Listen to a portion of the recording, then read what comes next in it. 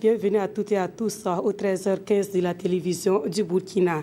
Direction donc Bamako au Mali où un accord de paix et de réconciliation a été signé entre les autorités et les groupes armés du Nord. Cet accord qui marque donc le point de départ pour la réconciliation au Mali est le fruit de 8 mois de négociations.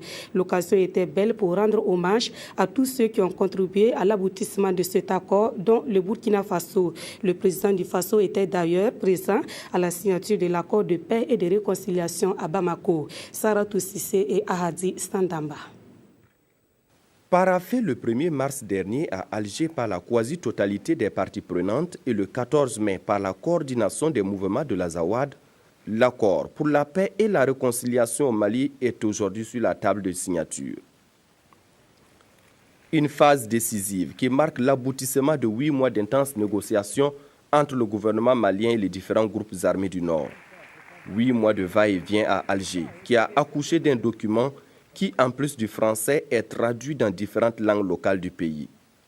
Tour à tour donc, tous sont passés à poser chacun sa signature, signe d'engagement de sceller définitivement la paix, la réconciliation et le développement du Mali. Et ce, sous le regard d'une dizaine de chefs d'État africains et de plusieurs centaines d'autres témoins privilégiés. Le train de la réconciliation est ainsi mis en marche avec à son bord le gouvernement malien, la plateforme, la communauté internationale et 2 des 5 groupes armés qui composent la coordination des mouvements de l'Azawad. C'est pourquoi à la tribune, tous ont émis le vœu de voir ceux qui n'ont pas signé de le faire dans un bref délai, car faut-il le rappeler, l'accord reste toujours ouvert.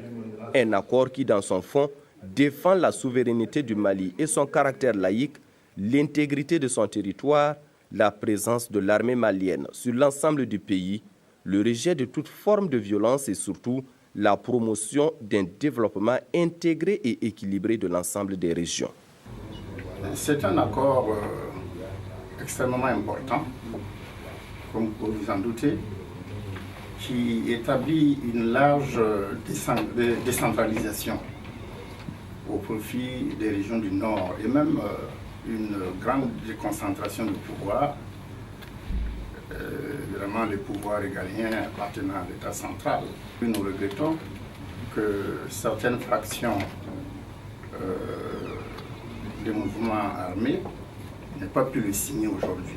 Nous espérons qu'ils vont le faire plus tard. En tous les cas, il est du devoir de tout le monde, et d'abord du Burkina Faso, comme je vous l'ai dit, qui a été le premier à s'impliquer dans la recherche d'une solution de la crise malienne, et aussi la communauté internationale, de faire en sorte que véritablement cet accord-là puisse avoir une application stricte et le plus rapidement possible. Cette signature ne devrait donc pas être une fin en soi, car sa mise en œuvre reste un défi majeur à relever.